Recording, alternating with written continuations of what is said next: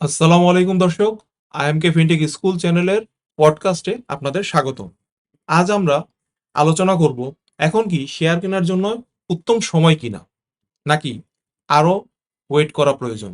এই গুরুত্বপূর্ণ বিষয়টি নিয়ে কথা বলার জন্য আমাদের সাথে আজকে যুক্ত হয়েছেন ইনভেস্টমেন্ট মেন্টর কবির চ্যানেলের ফাউন্ডার জনাব কবির সাহেব। কবির ভাই, আজকে পডকাস্টে আপনাকে স্বাগতম এবং এই চ্যানেলের পক্ষ থেকে আপনার প্রতি কৃতজ্ঞতা। ধন্যবাদ নোমান আমাকে এই পডকাস্টে আমন্ত্রণ জানানোর জন্য। আশা করছি সামনের কিছুক্ষণ দারুণ একটা আলোচনা হবে। আমরা তাহলে আজকের মূল আলোচনা শুরু করি। কবির ভাই, মার্কেটে এখন একটি প্রশ্ন প্রায় সবার মুখেই শোনা যাচ্ছে। সেই প্রশ্নটি হচ্ছে, এখন কি শেয়ার কেনার সঠিক সময়? যখন মার্কেট ভোলাটাইল থাকে তখন সাধারণ ইনভেস্টর কিভাবে বুঝবে বাই করবে নাকি ওয়েট করবে? আসলে প্রশ্নটা অনেক ট্রিকি। এখন শেয়ার কেনার সঠিক সময় কিনা, এই প্রশ্নের আসলে সোজা সাপটা কোনো উত্তর নাই। এটা আসলে এক একজনের জন্য এক এক রকম। আর মার্কেট ভোলাটাইল যখন থাকে তখন সাধারণ ইনভেস্টর কি করবে, এই বিষয়টা আপনি জানতে চেয়েছেন। এই মুহূর্তে অন্তত মার্কেটটাকে অত বেশি ভোলাটাইল আমি বলতে রাজি না। আর শেয়ার কেনার সঠিক সময় এটা ডিপেন্ড করতেছে আপনি কিরকম চিন্তা করেন তার উপরে। যেমন একজন ভ্যালু ইনভেস্টর যিনি খুব ভালো মানের ভ্যালু কোম্পানি কিনবেন, এরকম পরিস্থিতিতে সে তো সেই কোম্পানিটাকে অনেক কম দামে আন্ডার ভ্যালুড ডিসকাউন্টে পাচ্ছে। সেই ক্ষেত্রে ওনার তো এটাই আসল সময়। আবার যিনি শর্ট টার্ম ট্রেড করবে, ওনার ক্ষেত্রে হয়তো বা চিন্তার কারণ থাকতে পারে যে যুদ্ধ কি হবে না হবে, মার্কেট এখান থেকে আপে যাবে কি যাবে না। কারণ ট্রেডিং এর ক্ষেত্রে তো আমরা জানি যে অনিশ্চয়তা থাকলে বা মার্কেট কনটেক্সট পজিটিভ না থাকলে ইনভেস্টররা সেইভাবে ট্রেডে ভালো কিছু করতে পারেন না। তবে ভ্যালু ইনভেস্টরদের জন্য অবশ্যই শেয়ার কেনার এটা সঠিক সময়, কারণ বাংলাদেশের মার্কেট দীর্ঘদিন ধরে আন্ডার ভ্যালুড অবস্থায় আছে। তো অবশ্যই শেয়ার কেনার সঠিক সময় এখন যাচ্ছে ভ্যালু ইনভেস্টিং এর ক্ষেত্রে, অন্তত এটা আমি বলতে পারি। কবির ভাই, আপনার এই আলোচনার পাশাপাশি আরেকটি বিষয় আপনার থেকে একটু জানতে চাইব। এখন মার্কেটে অনেকেই বলছে যে মার্কেটে এখনো অনেক রিস্ক আছে। আপনি কি এই বিষয়টিতে একমত? মার্কেট একটা রিস্কি জায়গা। মার্কেটে রিস্ক আগেও ছিল, এখনো আছে, ভবিষ্যতেও থাকবে। ক্যাপিটাল মার্কেটে রিস্ক ইনহেরেন্ট থাকে। সো ক্যাপিটাল মার্কেটে কেউ যদি আসতে চায়, ইনভেস্ট বা ট্রেড যে উদ্দেশ্যে আসুক না কেন, তাকে রিস্ক ম্যানেজ করা শিখতে হবে। সো মার্কেটে এমন কোনো দিন পাবেন না যে রিস্ক থাকবে না। মার্কেটে রিস্ক থাকবে, এটা একটা নর্মাল বিষয়। মার্কেটে রিস্ক আছে, এটা জেনে বুঝেই আপনাকে মার্কেটে আসতে হবে। আচ্ছা, তাহলে বর্তমান মার্কেট কি ফিয়ার তৈরি করছে, নাকি এটা স্মার্ট মানি অপরচুনিটি? আমার কাছে এটা অবশ্যই স্মার্ট মানির অপরচুনিটি। মার্কেটে দুই ধরনের মানুষ পার্টিসিপেট করে। কেউ কেউ পজিটিভ থিঙ্কিং করে, কেউ কেউ সারা দিন খালি নেগেটিভ চিন্তা করে। যারা নেগেটিভ চিন্তা করে তারা মার্কেটের ভালো কিছু চোখে দেখে না, সব কিছুতে ফিয়ার খুঁজে পায়। আর সবাই যখন ফিয়ারফুল থাকে, স্মার্ট মানি তখনই পজিটিভ থিঙ্কিং করে। এজন্য আমি মনে করি স্মার্ট মানি অপরচুনিটি এই মুহূর্তে চলমান আছে। এবং মার্কেট নিয়ে আমি পজিটিভ, লং টার্ম ইনভেস্টমেন্ট নিয়ে পজিটিভ, বাংলাদেশের ক্যাপিটাল মার্কেট নিয়ে আমি পজিটিভ। কারণ গত 16 বছরে মার্কেট যেহেতু সেভাবে পারফর্ম করতে পারে নাই, তো যে অ্যাসেট ক্লাস গত 16 বছরে পারফর্ম করতে পারলো না, এটাই ভবিষ্যতে ভালো পারফর্ম করবে, এটাই স্বাভাবিক। যাক কবির ভাই, আপনার কাছ থেকে একটা বিষয় জানতে পেরে খুবই ভালো লাগছে যে আপনি মার্কেট নিয়ে খুবই পজিটিভ। তো এখন যে বিষয়টি আপনার সামনে প্রশ্ন রাখতে চাচ্ছি সেটি হচ্ছে, আপনি কারেন্ট ক্যাপিটাল মার্কেট সেন্টিমেন্ট কিভাবে দেখছেন? নোমান, মার্কেটে প্রতিনিয়ত সেন্টিমেন্ট চেঞ্জ হয়। সো কারেন্ট মার্কেটের সেন্টিমেন্ট কি, এটা আসলে অত গুরুত্বপূর্ণ জিনিসই না। মার্কেট 3 দিন পর পর যদি আপে যায়, সবাই মনে করে মার্কেট খুব ভালো এবং দেশ ভালো চলছে, ইকোনমি ভালো চলছে, দুনিয়া ভালো চলছে। আবার মার্কেট 3 দিন যদি লাল ক্যান্ডেল দেয়, আমরা সবাই আবার বলি যে সব বোধহয় ধ্বংস হয়ে যাচ্ছে। সো মার্কেটের কারেন্ট সেন্টিমেন্ট জানার এত বেশি প্রচেষ্টা করার কোনো কারণ নাই। মার্কেটে ভালো দিন থাকবে, খারাপ দিন থাকবে। আপনার আমার কাজ ভালো কোম্পানি আন্ডারভ্যালুড অবস্থায় কিনে চুপচাপ বসে থাকা ও ওর সময় মতো প্রফিট দিবে।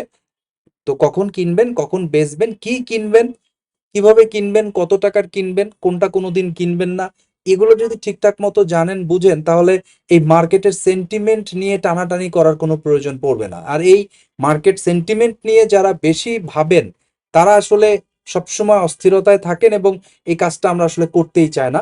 মার্কেট সেন্টিমেন্ট যারা একেবারে ডে ট্রেডিং করতে চেষ্টা করে T+2 টাইপের, তারা ভাবুক, আমরা আসলে ভাবি না। তবে আমাকে যদি বলেন লং টার্মের ভিউ কি, লং টার্মের ভিউ আমার পজিটিভ। মার্কেট নিয়ে আমি লং টার্মে পজিটিভ থিঙ্কিং করছি। ভ্যালুয়েশন এই মার্কেটে কি অ্যাট্রাকটিভ নাকি এখনো এই মার্কেট এক্সপেন্সিভ? এই বিষয়টা যদি আমাদের সাথে একটু শেয়ার করতেন।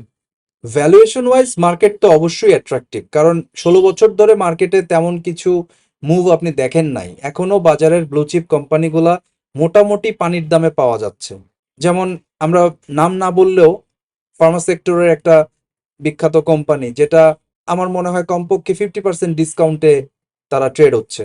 সো ভ্যালুয়েশন অবশ্যই অ্যাট্রাকটিভ আছে। এক্সপেন্সিভ মার্কেট হওয়ার জন্য মার্কেটকে কমপক্ষে 8,000 প্লাস সূচকে যাইতে হবে। ডিএসসি যদি 8,000 প্লাস হয়, তখন আপনি বলতে পারেন যে মার্কেট একটু, ওভারঅল মার্কেট এক্সপেন্সিভ। তো কিছু কিছু শেয়ার আবার যদি ইন্ডিভিজুয়ালি চিন্তা করেন, সেই ক্ষেত্রে হয়তোবা ইন্ডিভিজুয়াল কিছু শেয়ার এক্সপেন্সিভ মনে হতে পারে, কিন্তু ওভারঅল মার্কেটের পি এখনো বিলো 9 বা 10-এর নিচে মার্কেট পি, এটাকে আপনি এক্সপেন্সিভ তো বলতেই পারেন না। এটা খুবই চিপ মনে হচ্ছে এবং ভ্যালুয়েশনটা অবশ্যই অ্যাট্রাকটিভ মনে হচ্ছে। ওই ভাই, তাহলে এখান থেকে আমরা একটি গুরুত্বপূর্ণ প্রশ্নে চলে আসতে চাচ্ছি যে বিয়ারিশ মার্কেট কি লং টার্ম ইনভেস্টরদের জন্য ব্লেজিংস হতে পারে? লং টার্ম ইনভেস্টররা কি চায়? লং টার্ম ইনভেস্টররা চায় তাদের কাঙ্ক্ষিত ভালো কোম্পানিটা ফেয়ার প্রাইসে অথবা ডিসকাউন্টে পেতে। মার্কেটে যদি বেয়ারিশ সেন্টিমেন্ট না থাকে বা মার্কেট যদি বেয়ারিশ না থাকে, তাহলে অনেক সময় কোয়ালিটি কোম্পানি আন্ডারভ্যালুড অবস্থায় পাওয়া যায় না। সেই ক্ষেত্রে যারা দীর্ঘমেয়াদী বিনিয়োগকারী, দীর্ঘমেয়াদী বলতে আমি 3 বছর, 5 বছর, 6 বছর, 10 বছর মেয়াদী বিনিয়োগকারীর কথা বলছি, তাদের জন্য বেয়ারিশ মার্কেট অবশ্যই ব্লেসিংস।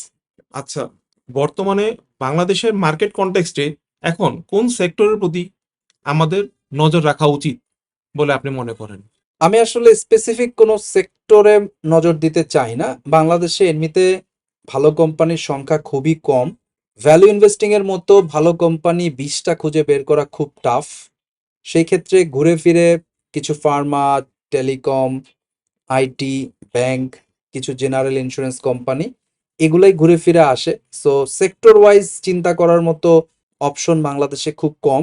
আমি যেটা বলতে চাই সেটা হচ্ছে যে আপনারা পুরো মার্কেট থেকে ফিল্টারিং এর মাধ্যমে বেস্ট শেয়ারগুলোকে খুঁজে বের করবেন। সেক্টর বিষয় না, ভালো স্টক খুঁজে বের করাটা হচ্ছে সবচেয়ে জরুরি।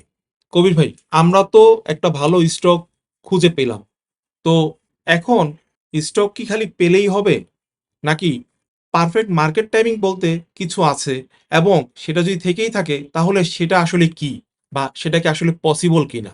পারফেক্ট মার্কেট টাইমিং বলতে আসলে কিছু নাই, এটা কেউ করতে পারে না। পারফেক্ট মার্কেট টাইমিং এটা একটা মিথ। পারফেক্ট মার্কেট টাইমিং করার ইচ্ছা পোষণ করার কোনো প্রয়োজনীয়তা আমি দেখি না। কেউই জানে না একটা শেয়ার ঠিক কত পর্যন্ত বটম ক্রিয়েট করবে এবং কোন জায়গাটায় হাই ক্রিয়েট করবে, এটা আমরা কেউই জানি না। বিধায় পারফেক্ট এন্ট্রি, পারফেক্ট এক্সিট তথা মার্কেট টাইমিং, এই মার্কেট টাইমিংয়ে পারফেকশন আনার চেষ্টা করাটা মোটামুটি একটা বৃথা চেষ্টা। সো এটা আসলে অত বেশি ইম্পর্টেন্ট না। আপনার দিক নির্দেশনা থেকে একটি বিষয় আমরা বুঝতে পারছি যে বটম ধরার কোনো বিষয় এখানে নেই। তাহলে আমরা কি ধাপে ধাপে অ্যাকুমুলেট করে একটি স্টকে পজিশন নিব কিনা, বা এভাবে কি কোনো একটা স্টকে এন্ট্রি নেওয়া যায় কিনা?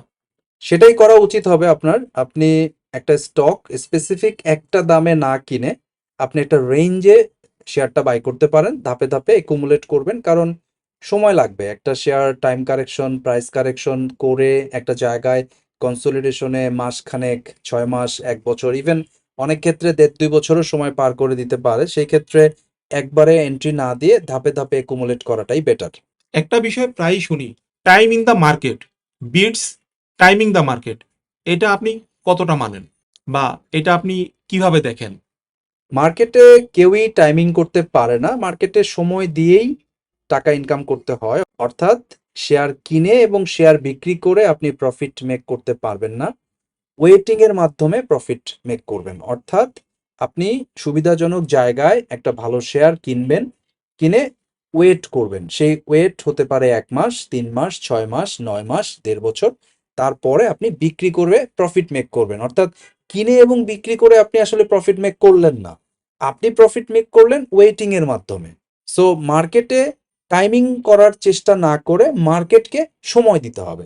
আচ্ছা, মার্কেটে তাহলে এসআইপি বা স্ট্যাগার্ড বাইং স্ট্র্যাটেজি এখন কতটা ইফেক্টিভ হতে পারে বলে আপনি মনে করেন? আমি পার্সোনালি সবসময় স্ট্যাগার্ড ওয়েতেই বাই করি। অর্থাৎ যদি কোনো শেয়ারে আমার ৳১০০ ইনভেস্ট করার ইচ্ছা থাকে, তাহলে আমি কমপক্ষে ৩ ভাগে ভাগ করে ৩টা জায়গায় আমি এন্ট্রি নেই। মোমেন্টামের ক্ষেত্রে আমি ব্রেকআউট পয়েন্টে ১ পোরশন, রিটেস্টে এবং পুল ব্যাকে ৩ জায়গায় আমি এন্ট্রি নেই। সো স্ট্যাগার্ড বাইং স্ট্র্যাটেজি সবসময়ের জন্য ইফেক্টিভ হতে পারে। তবে একেকজনের মেন্টালিটি একেক রকম। কেউ আছেন একবারে ব্রেকআউটে ফুল এন্ট্রি নিয়ে থাকেন, কেউ রিটেস্টে এন্ট্রি নিয়ে থাকেন, কেউ পুল ব্যাকে এন্ট্রি নিয়ে থাকেন। সবকিছুই ঠিক আছে। বাট আমার পার্সোনাল চয়েস হচ্ছে ধাপে, ধাপে একটা শেয়ারে এন্ট্রি নেওয়া। আচ্ছা, তাহলে এই সময় নতুন ইনভেস্টরদের জন্য বড় ধরনের কি রিস্ক আপনি দেখছেন বা কি ধরনের রিস্ক তারা ফেস করতে পারে আপনি মনে করেন? নোমান, মার্কেটে নতুন হোক পুরান হোক সবার জন্যই রিস্ক থাকে। মার্কেটে আসলে রিস্ক মাথায় নিয়ে আসতে হবে। নতুনদের জন্য সবচাইতে বড় রিস্ক যেটা সেটা হচ্ছে তারা না জেনে না বুঝে হুট করে মার্কেটে আসে। নতুনদের জন্য মার্কেট সবসময়ই রিস্কি। তাই তারা শুরুতেই যেন বেশি টাকা ইনভলভ না করে অল্প নিয়ে আসুক, দেখুক মার্কেটটা কিরকম। তারপর আস্তে আস্তে নলেজ এবং এক্সপিরিয়েন্স গ্যাদার করার সাথে সাথে তারা চাইলে তার পোর্টফোলিওর সাইজ বাড়াতে পারে। তো নতুনদের জন্য মার্কেট সবসময় রিস্কি, বিধায় তাদের অল্প বিনিয়োগ দিয়ে শুরু করা উচিত। এই মুহূর্তে পোর্টফোলিও ডাইভার্সিফিকেশন কতটা ইম্পর্ট্যান্ট বলে আপনি চিন্তা করছেন? পোর্টফোলিও ডাইভার্সিফিকেশন সবসময়ের জন্য ইম্পর্টেন্ট। একটা সিনারিও কল্পনা করেন, আপনার পোর্টফোলিওতে ৳১০০ আছে। আপনি যদি একটা শেয়ার কিনেন, ধরেন একটা ব্যাংকের শেয়ার আপনি কিনেছেন, তাহলে তো 100% রিস্ক একটা স্টকে আপনি নিয়েছেন। এখন আপনি যদি আপনার ৳১০০ একটা ব্যাংক না কিনে ৪টা ব্যাংক কিনেন, তাহলে কিন্তু আপনি আপনার টাকাটাকে ৪ ভাগে রেখেছেন, কিন্তু একই সেক্টরে দিয়েছেন। তাহলে রিস্ক মিনিমাইজেশন কিন্তু আপনি করতে পারেন নাই, ডাইভার্সিফাই হয় নাই। সেই ক্ষেত্রে আমি মনে করি একজন মানুষের পোর্টফোলিওতে কমপক্ষে ৪টা থেকে ৫টা স্টক থাকা উচিত এবং বিভিন্ন সেক্টরে, অর্থাৎ কমপক্ষে ৩টা থেকে ৪টা সেক্টরে ৪টা থেকে ৫টা স্টক তার থাকা উচিত। পোর্টফোলিও ডাইভার্সিফিকেশন সবসময়ের জন্যই খুবই জরুরি। তাহলে একজন ইনভেস্টর কোন ধরনের ইন্ডিকেশন দেখলে তিনি চিন্তা করবেন যে এই মুহূর্তে স্টকগুলো বা এই ধরনের স্টক অ্যাভয়েড করা উচিত? খুব দারুণ একটা প্রশ্ন করেছেন। আমাদের মার্কেটে আমরা সারাদিন চিন্তা করি কি কিনবো, কিন্তু আমাদের এটা বোঝা উচিত যে আমি কি কোনোদিন কিনবো না। অর্থাৎ কোন শেয়ার কিনবো জানার চাইতেও কোন শেয়ার কখনোই কিনবো না, এইটা জানা খুব জরুরি। সো মার্কেটে কিছু কোম্পানি আছে যারা রেড ফ্ল্যাগ নিয়ে ঘুরতেছে, আপনার উচিত ওই ধরনের রেড ফ্ল্যাগ কোম্পানিগুলাকে অ্যাভয়েড করা। যেমন জেড ক্যাটাগরির কোম্পানি হতে পারে, কারণ জেড ক্যাটাগরিতে একটা কোম্পানি কখন যায়, যখন কোম্পানিটা দীর্ঘদিন ধরে ডিভিডেন্ড দিতে পারে না। তো একটা কোম্পানি বিজনেস করতে আসছে, আপনি তার মালিকানার অংশ কিনেছেন, সে যদি বিজনেস করে আপনাকে ডিভিডেন্ডই দিতে না পারে, তাহলে আপনি শেয়ার হোল্ডার হিসাবে এই কোম্পানির থেকে তো কিছুই পাচ্ছেন না। সো যে কোম্পানি জেড ক্যাটাগরিতে আছে, যে কোম্পানিগুলা বন্ধ, যে কোম্পানির মালিক ঐতিহাসিকভাবে দুষ্টু, এই ধরনের কোম্পানিকে আপনি অবশ্যই অ্যাভয়েড করবেন। আচ্ছা, যদি এই মুহূর্তে কারো কাছে ৫০,০০০ থাকে, তাহলে সে কিভাবে তার ইনভেস্টিং জার্নি শুরু করতে পারে? আমি ধরে নিচ্ছি ৳৫০,০০০ উনি ফিনান্সিয়াল মার্কেটে রাখতে চাচ্ছেন। তাহলে আমি শুরুতেই বলবো ওনার উচিত ৳৫০,০০০ কে ২ ভাগে ভাগ করা। ৳২৫,০০০ উনি মানি মার্কেটে রাখবে, ট্রেজারি বিলস অ্যান্ড বন্ডসে রাখবে। সেটা করার জন্য উনি চাইলে যেকোনো ধরনের ফান্ড, মিউচুয়াল ফান্ড ইউজ করতে পারেন, যে ফান্ডগুলো ট্রেজারি সিকিউরিটিজে ইনভেস্ট করে। এখানে তার 25,000 টাকা যাবে, আর বাকি 25,000 টাকা উনি মার্কেটে আনবে, অর্থাৎ ইকুইটি মার্কেটে ইনভেস্ট করবে। সেই ক্ষেত্রে উনি টপ 1টা বা 2টা স্টকে বাকি 25,000 টাকা উনি ইনভেস্ট করবে। আপনি কোনো শেয়ার কেনার আগে আপনার যে পার্সোনাল চেকলিস্ট আপনি ফলো করেন, সেই চেকলিস্টের ব্যাপারে যদি আমাদের সাথে একটু শেয়ার করতেন। আমি কোনো শেয়ার কেনার আগে প্রথম যেটা দেখি, এই কোম্পানিটার রেভিনিউ গ্রোথ আছে কিনা, অর্থাৎ কোম্পানিটা রেভিনিউ গ্রো করতে পারছে কিনা, এই কোম্পানির ডেট লেভেল অ্যাকসেপ্টেবল কিনা, এই কোম্পানির অ্যাসেট অ্যালোকেশন ঠিক আছে কিনা, এই কোম্পানি ঠিকঠাক মতো রিটার্নস জেনারেট করতে পারছে কিনা। এর জন্য আমি আরওএ, আরওই, আরওসি এই 3টা জিনিস দেখি। কোম্পানির ব্যবসা ভালোভাবে চলছে কিনা, মার্জিন ঠিক আছে কিনা এটা দেখি। টপ লাইনের গ্রোথ, বটম লাইনের গ্রোথ চিন্তা করি। কোম্পানির ব্যালেন্স শিটে হাইজিন চেক করি, কোম্পানির ব্যালেন্স শিটে বড় ধরনের ঘাপলা আছে কিনা, অর্থাৎ ব্যালেন্স শিট দেখে আমি কোম্পানির ফিনান্সিয়াল হেলথ বোঝার চেষ্টা করি।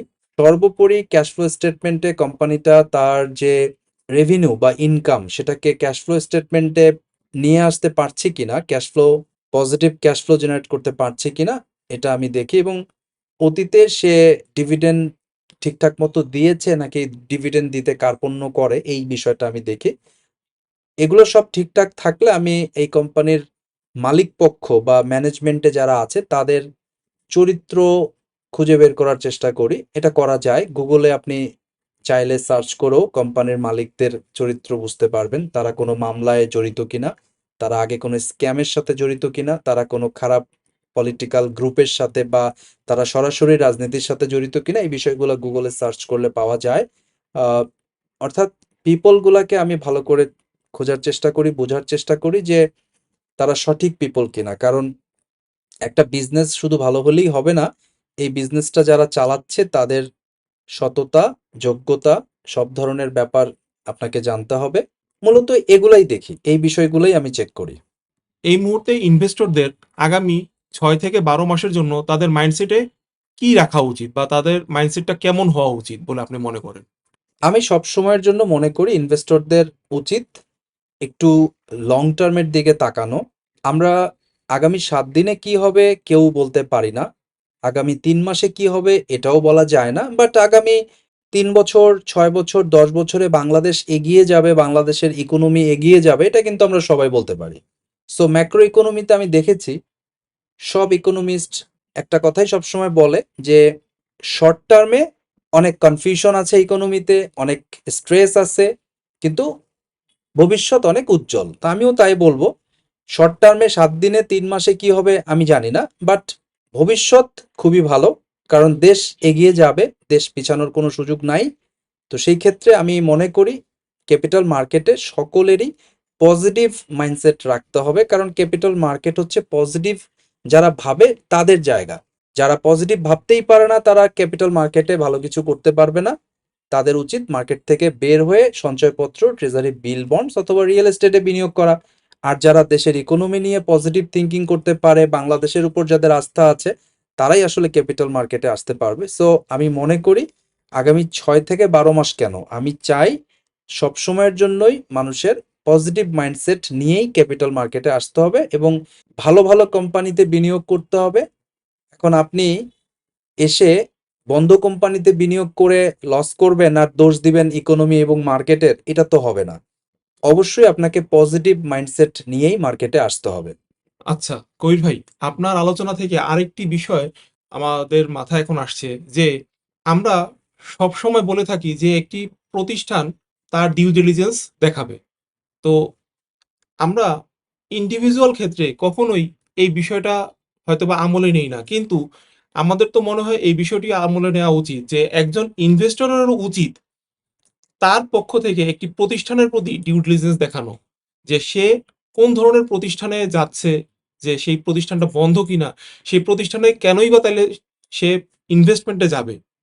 কারণ যেই প্রতিষ্ঠানটা চলছে, যার ব্যবসা রানিং, সেই ব্যবসায় আপনি ইনভেস্ট না করে আপনি যাচ্ছেন এই ধরনের কোনো ব্যবসা যেই ব্যবসা অলরেডি বন্ধ। তাহলে শুধু কি প্রাতিষ্ঠানিক ক্ষেত্রে ডিউ ডিলিজেন্স এর ব্যাপারটা আসছে, নাকি ব্যক্তি ক্ষেত্রেও ডিউ ডিলিজেন্স দেখানোটা খুবই জরুরি? ব্যক্তি ক্ষেত্রেও ডিউ ডিলিজেন্স আপনাকে দেখাইতে হবে, কিন্তু সমস্যা হচ্ছে যে শেয়ার বাজারে আপনি যখন শেয়ার কিনবেন, আপনি কি শুধু ২ দিনের জন্য শেয়ারটা কিনেছেন জাস্ট একটা শর্ট টার্ম ট্রেডের জন্য? নাকি আপনি বিজনেসের ওনার হিসাবে কিনছেন? সো ডিউ ডিলিজেন্স দেখানো বলতে আমরা এটা বোঝাচ্ছি যে আমি যখন একটা শেয়ার কিনি, আমি ধরে নেব যে আমি এই কোম্পানির মালিকানার ভাগ কিনতেছি। তো আমি যদি এভাবে চিন্তা করি যে আমি তো এই বিজনেসের মালিক হয়ে যাচ্ছি, সেক্ষেত্রে তো ডিউ ডিলিজেন্স আমাকে দেখাইতেই হবে।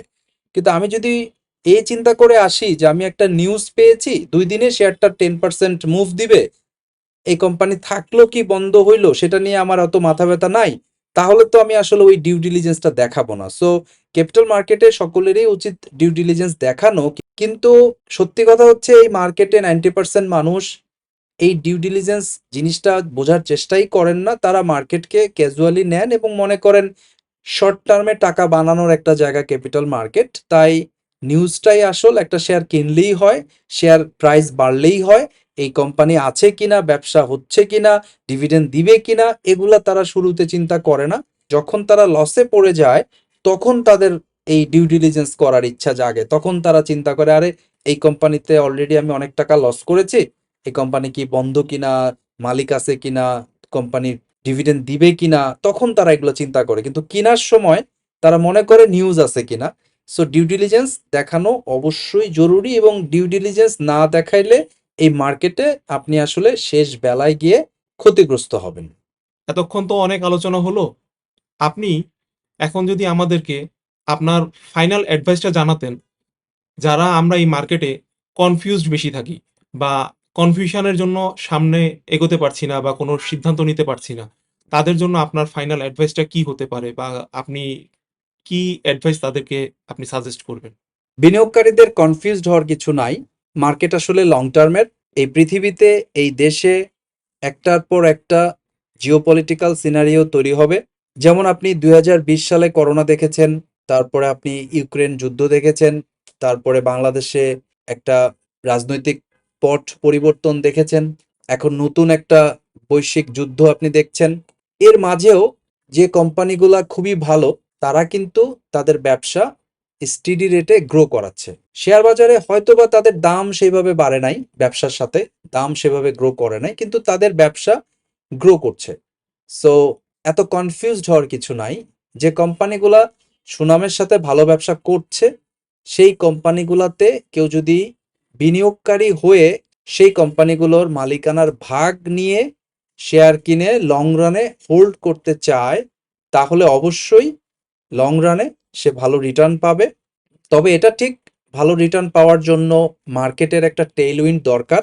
সেই ক্ষেত্রে মার্কেট কনটেক্সটটা পজিটিভ হওয়া দরকার। তবে আবারও বলছি, আপনার আমার সেই অ্যাসেট ক্লাসটাই কেনা উচিত যে অ্যাসেট ক্লাস গত ১২ থেকে ১৬ বছরে কোনো রিটার্ন জেনারেট করে নাই সেই অর্থে। যেমন বাংলাদেশে এই মুহূর্তে সবচাইতে অপছন্দের অ্যাসেট ক্লাস হচ্ছে ইকুইটি। সবাই জমি কিনতে চায়, সবাই ফ্ল্যাট কিনতে চায়, সবাই গোল্ড কিনতে চায়, কিন্তু কেউই ইকুইটি মার্কেটে আসতে চায় না। তার মানে সবচাইতে সস্তা বা সবচাইতে কম দামে এখন আপনি ইকুইটি পাবেন, এবং আগামীতে এই ইকুইটি মার্কেটই সবচেয়ে ভালো রিটার্ন দিবে বলে আমি বিশ্বাস করি। কারণ ১৬ বছর যেহেতু মার্কেট রিটার্ন ঠিকমতো দেয় নাই, তো সামনে এই মার্কেটের রিটার্ন ভালো আসবে বলে আমরা মনে করি, এবং তার পসিবিলিটি অনেক বেশি। তবে সেটা ৬ মাসে হবে না, ১ বছরে হবে না, ২ বছরে হবে, এইটা বলার কোনো সুযোগ নাই, কারো কাছেই নাই। বাট আমরা মনে করি সবকিছুই ঠিকঠাক আছে, আমরা সামনের দিকে ঠিকই এগিয়ে যাব। এখন ইনভেস্টর হিসাবে আপনাকে শুধু জানতে হবে এই মার্কেটে রিস্কটা কিভাবে ম্যানেজ করবেন, ভালো শেয়ার কারা, সেই সব শেয়ার কিনে যদি কেউ ওয়েট করতে পারে, অবশ্যই মার্কেট থেকে ভালো রিটার্ন আসবে। এবং আমি তো মনে করি আগামী ৫ বছরে আমাদের মার্কেট নতুন উচ্চতায় যাবে। আপনি ২০১০ সালে যে জায়গায় দেখেছিলেন, সেই জায়গাটাও আমরা অতিক্রম করব, এই বিশ্বাস আমার আছে। কারণ বাংলাদেশের ইকোনমি গ্রো করবে। এই মুহূর্তে পৃথিবীতে অনেক ধরনের অনিশ্চয়তা আছে, বিশেষ করে ইরানের যে যুদ্ধ, এটা তো আমাদেরকে অনেক কনফিউজড করে দিচ্ছে, আমাদেরকে ভয় পাইয়ে দিচ্ছে। বাট যুদ্ধ আসলে কোনো না কোনো দিন থামবে। মার্কেটে কনফিউজড হওয়ার কিছু নাই। মার্কেটে ভালো কোম্পানি আপনি কিনবেন, কোম্পানির মালিকের মতো আচরণ করবেন, ম্যাক্রো সিচুয়েশন এক এক সময় এক এক রকম হবে, কিন্তু দিন শেষে দেখবেন সবকিছু ঠিক হয়ে গেছে। একটা জমি কিনে তো আপনি রাতারাতি প্রফিট চান না। ঠিক সেরকম একটা শেয়ার কিনে আপনি সাথে সাথে প্রফিট চাবেন কেন? আপনি জমি কিনে কমপক্ষে ৩ থেকে ৫ বছর ওয়েট করেন বেশি দামে বিক্রি করার জন্য। ঠিক একইভাবে আপনি ভালো মানের একটা শেয়ার কিনে লং রানে হোল্ড করে যদি প্রফিট মেক করতে চান তাহলে অবশ্যই পাবেন। কিন্তু আমাদের প্রবলেম হচ্ছে আমরা আজকে কিনে ৩ দিনে প্রফিট পাবো এই বিষয়টাকেই শেয়ার বাজার মনে করি। আমরা মনে করি শেয়ার বাজার মানে হচ্ছে আজকে শেয়ার কিনবো, পরশুদিন বিক্রি করে দিব, এটাই শেয়ার বাজার। না, আসলে এইটা শেয়ার বাজার না। শেয়ার বাজার হচ্ছে একটা ভালো কোম্পানির মালিকানার অংশ কিনে বসে থাকা এবং সময় মতো বিক্রি করে প্রফিট ভোগ করা, এবং প্রফিট রিয়ালাইজ করতে না পারলে ইন দ্য মিন টাইম যেন ভালো মাপের ডিভিডেন্ড পাওয়া যায়, ওই টার্গেট করা। তো কনফিউজড হওয়ার কিছু নাই। মার্কেটে আপনি ট্রেড করেন, ইনভেস্ট করেন, short term trading, long term investment, যাই করেন না কেন জেনে বুঝে করবেন, তাহলেই হবে। কনফিউশনের কিছু নাই। কনফিউজড আপনি তখনই হবেন যখন আপনি আসলে জানবেন না, বুঝবেন না। আপনি যদি খেলাটা একবার বুঝে যান তাহলে কনফিউশন আর থাকবে না। সো যারা জানেন না, বুঝেন না, তারাই কনফিউজ থাকেন। যারা জানেন বুঝেন তাদের কনফিউশনের কোনো সুযোগ নাই, তারা আসলে কনফিউজড থাকেন না। ধন্যবাদ সবাইকে। দর্শকবৃন্দ, আপনাদের যদি আরো কোনো বিষয় জানার থাকে, আপনারা সেই প্রশ্নগুলো আমাদের কমেন্টসে জানান।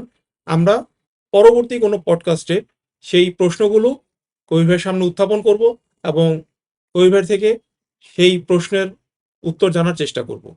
পরবর্তী পডকাস্ট দেখার আমন্ত্রণ জানিয়ে আজকে এখানেই শেষ করছি। ধন্যবাদ দর্শক। আল্লাহ হাফেজ।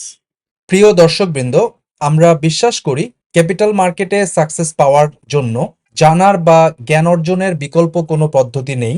তাই আমাদের চ্যানেলের পক্ষ থেকে আমরা 2টি কোর্স অফার করছি। Essentials of stock investing and trading নামে বেসিক টু ইন্টারমিডিয়েট লেভেলের একটা কোর্স আমরা অফার করছি।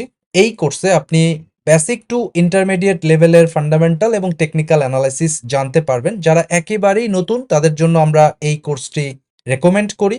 এছাড়াও মাস্টার দ্য মার্কেট নামে আমাদের অ্যাডভান্স লেভেলের আরেকটি কোর্স আছে। যারা বেসিক টু ইন্টারমিডিয়েট লেভেলের স্টক ইনভেস্টিং এবং ট্রেডিং অর্থাৎ ফান্ডামেন্টাল বা টেকনিক্যাল সম্পর্কে জানেন, তারা চাইলে অ্যাডভান্স লেভেলের মাস্টার দ্য মার্কেট কোর্সে জয়েন করতে পারেন। প্রতি শুক্রবার রাত 8:30 আমাদের নতুন ব্যাচ চালু হয়। আমরা বিশ্বাস করি সাকসেসফুল ইনভেস্টর এবং ট্রেডার হওয়ার জার্নিতে আমরা অবশ্যই আপনাকে হেল্প করতে পারবো। আপনার যদি শিখার ব্যাপারে পজিটিভ মাইন্ডসেট থাকে তাহলে আমাদেরকে ইমেল করুন investmentkobir@gmail.com অথবা imkfintechschool@gmail.com। এই ঠিকানায় ফিরতি ইমেইলে কোর্সের ডিটেল আউটলাইনটা আপনি পেয়ে যাবেন।